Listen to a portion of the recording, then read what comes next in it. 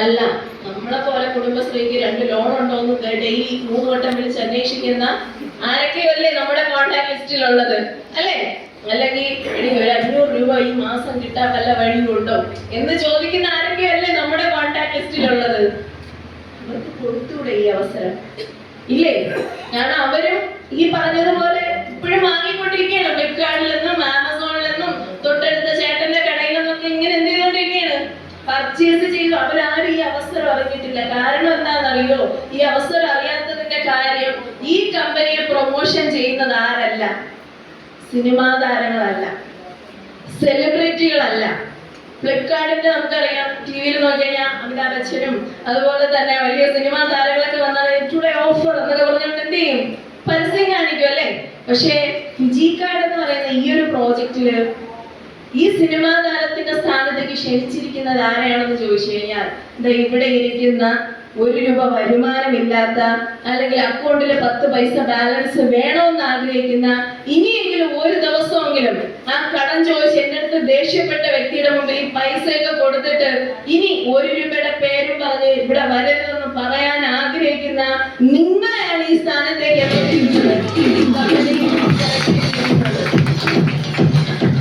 അപ്പൊ അങ്ങനെയാണെങ്കിൽ വീട്ടിലിരുന്ന് 4 നേരവും വിഷമങ്ങളും വേദനകളും പറഞ്ഞിരിക്കുന്ന നമുക്ക് ഇറങ്ങിക്കൂടെ? ഈ അവസരം കോണ്ടാക്ട് ഉള്ളവരിലേക്കൊക്കെ ഒന്ന് എത്തിച്ചൂടെ? കാരണം നമ്മൾ എത്തിച്ചില്ലെങ്കിൽ ഫിജി കാർഡ് ചെയ്യുന്ന ശക്തരായിട്ടുള്ള ലീഡേഴ്സ് എവിടെയുണ്ട്?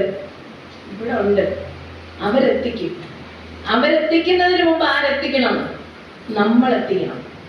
ഇത് നമുക്ക് ചെയ്യാൻ പറ്റൂലേ? അപ്പൊ ഇത് ചെയ്യുമ്പോൾ നമ്മൾ ചിന്തിക്കും, ഞാൻ എങ്ങനെ എത്തിക്കും, അല്ലെ? ഞാനിത് എങ്ങനെ പറയും? നിങ്ങളായിട്ട് ഒന്നും പറയണ്ട. അതാണ് ഇവിടുത്തെ വിജയം, അതാണ് ഇവിടുത്തെ സക്സസ്. നിങ്ങൾ ചെയ്യേണ്ടത് ഇത് കേൾക്കാനുള്ള അവരുടെ സമയം മാത്രം എന്ത് ചെയ്താൽ മതി? ചോദിച്ചാൽ മതി. ഇവിടെ നിങ്ങളെ സഹായിക്കാനായിട്ട് ഈ സൂപ്പർ ടീമിന്റെ ഭാഗമായിട്ട് നിൽക്കുന്ന ഏകദേശം 50-ലധികം വരുന്ന ഫുൾ ടൈം നിൽക്കുന്ന ലീഡേഴ്സ് നിങ്ങളുടെ സഹായത്തിന് വേണ്ടിയിട്ടുണ്ട്. നമ്മുടെ ബന്ധുക്കളിലേക്കോ പരിചയക്കാരിലേക്കോ ഈ അവസരം നിങ്ങൾ എത്തിക്കണമെങ്കിൽ ജസ്റ്റ് ഒരു കോൾ മാത്രം അവരെന്ത് ചെയ്താൽ മതി? ഒന്ന് വിളിച്ചാൽ മതി. എൻ്റെ ഒരു ചേട്ടനുണ്ട്, എൻ്റെ ഒരു ചേച്ചിയുണ്ട്, എൻ്റെ ഒരു ബന്ധുവുണ്ട്, അല്ലെങ്കിൽ എൻ്റെ ഒരു ഫ്രണ്ട് ഉണ്ട്, അവരെയൊക്കെ ഈ അവസരം എന്ത് ചെയ്യണം? കേൾപ്പിക്കണമെന്ന് ജസ്റ്റ് ഒന്ന് വിളിച്ച് പറഞ്ഞു കഴിഞ്ഞാൽ അവർ വന്ന് എന്ത് ചെയ്യും? ഈ അവസരത്തിന്റെ എല്ലാ കാര്യങ്ങളും അവർക്ക് എന്ത് ചെയ്തോളും? പറഞ്ഞു കൊടുത്തോളും. അപ്പൊ നമ്മുടെ ജോലി എന്താണ്?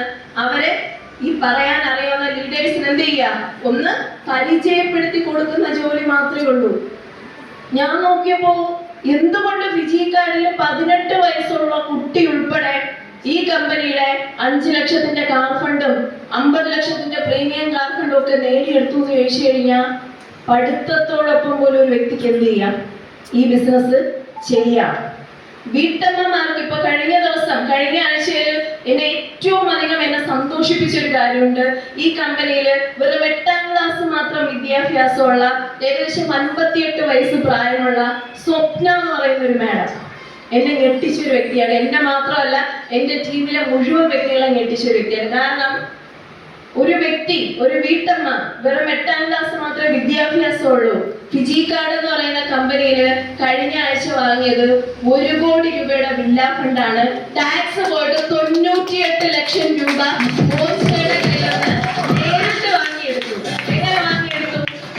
ഒരു വീട്ടമ്മ ഈ ബിസിനസ്സുമായിട്ട് പോയി കഴിഞ്ഞാൽ എന്തായിരിക്കും ആൾക്കാർ പറയുക? ആദ്യം നീ പോയി രക്ഷപ്പെടും. കാരണം പൈസ ഇല്ലാത്തവൻ എന്ത് പറഞ്ഞാലും അതിന് മൂല്യം തരുമോ? ഇല്ല.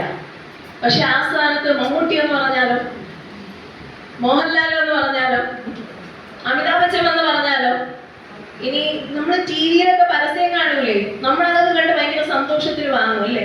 കഴിഞ്ഞ ദിവസം നിങ്ങൾ യൂട്യൂബിലൊക്കെ വന്ന വീഡിയോസ് കണ്ടറിയായിരിക്കും. കൊക്കക്കോളയൊക്കെ കുടിച്ചിട്ട് പരസ്യം കഴിയുമ്പോൾ കൊച്ചിട്ട് എന്ത് ചെയ്യണം? തുപ്പിക്കളയാണ് ഈ സാധനം. കാരണം അവർക്ക് തന്നെ അറിയാം അവർ കഴിക്കുന്നത് എന്താണ്? വിഷമാണ്. അപ്പോ ഈ സാധനങ്ങൾ പരസ്യം ചെയ്യുമ്പോൾ ആര് പോയി വാങ്ങും? നമ്മൾ ഓടിപ്പോയി വാങ്ങും, അല്ലെ? പോയി വാങ്ങി നമ്മൾ എന്ത് ചെയ്യും? പിള്ളേരൊക്കെ ഇതൊക്കെ കണ്ട് മാഗി നൂഡിൽസും അതും ഇതൊക്കെ പരസ്യം കാണുമ്പോൾ പോയി വാങ്ങി എന്ത് ചെയ്യും? ഉപയോഗിക്കും. എന്തായിരിക്കും നമുക്ക് സംഭവിക്കുക? ഞാൻ നേരത്തെ പറഞ്ഞ പോലെ ഇന്ന് കേൾക്കാത്ത രോഗങ്ങളുടെ പേര് വല്ലതും ഉണ്ടോ? എല്ലാ രോഗങ്ങളും ഉണ്ട്, അല്ലെ? അപ്പൊ ഇങ്ങനെയുള്ള ഒരു അവസ്ഥയിലേക്കായിരിക്കും എന്ത് ചെയ്യുന്നത്, കടന്നു പോകുന്നത്. പക്ഷെ ഫിജി കാർഡിലൂടെ നിങ്ങൾക്ക് കിട്ടുന്ന പ്രോഡക്റ്റുകൾ എങ്ങനെയാണെന്ന് ചോദിച്ചു കഴിഞ്ഞാൽ, ഇവിടെ നിങ്ങൾക്ക് ഇവിടെ ഇരിക്കുന്ന ഓരോ വ്യക്തികളും ഉപയോഗിച്ച് നല്ല രീതിയിൽ എല്ലാവർക്കും ഇഷ്ടപ്പെട്ട് വീണ്ടും വീണ്ടും വാങ്ങി ഉപയോഗിക്കുന്ന, നിങ്ങൾക്ക് വീണ്ടും വാങ്ങാൻ കൊതി തോന്നുന്ന 1% പോലും കെമിക്കൽ ഇല്ലാത്ത അങ്ങനെയുള്ള സാധനങ്ങൾ ഇപ്പൊ കിട്ടാൻ ഭയങ്കര ബുദ്ധിമുട്ടാണ് അല്ലേ? ഇവിടുന്ന് കിട്ടുന്നത് കെമിക്കൽ ഫ്രീ ആയിട്ടുള്ള നല്ല അടിപൊളി പ്രോഡക്റ്റുകൾ ഈ കമ്പനിയിലൂടെ നമുക്ക് എന്ത് ചെയ്യാൻ പറ്റുന്നുണ്ട്, മേടിച്ചെടുക്കാൻ പറ്റുന്നുണ്ട്.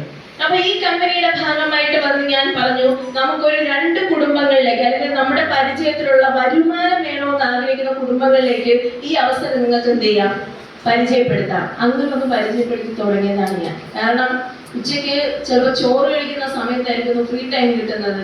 രാവിലെ 8 മണിക്ക് ഡ്യൂട്ടിക്ക് കയറി കഴിഞ്ഞാൽ വൈകിട്ട് 6 മണി വരെ നിന്ന് തിരിയാൻ പറ്റില്ല, റെസ്റ്റ് ഇല്ല. ഒരു CCTV ക്യാമറ ഉണ്ട്, അവർക്ക് ഫോൺ പോലും എന്ത് ചെയ്യാൻ പറ്റില്ല, ഉപയോഗിക്കാൻ പറ്റില്ല. ആകെപ്പാടെ കിട്ടുന്ന ഒരു ഫ്രീ ടൈം എന്ന് പറയുന്നത് ഉച്ചയ്ക്ക് ചോറ് കഴിക്കാൻ കിട്ടുന്ന ഒരു ടൈമാണ്. ആ ടൈമിൽ ജസ്റ്റ് എൻ്റെ ബന്ധുക്കളെയോ സുഹൃത്തുക്കളെയോ പരിചയത്തിലുള്ളവരെയോ കൂടെ പഠിച്ചവരെയൊക്കെ എന്ത് ചെയ്യും, ഒന്ന് വിളിക്കും.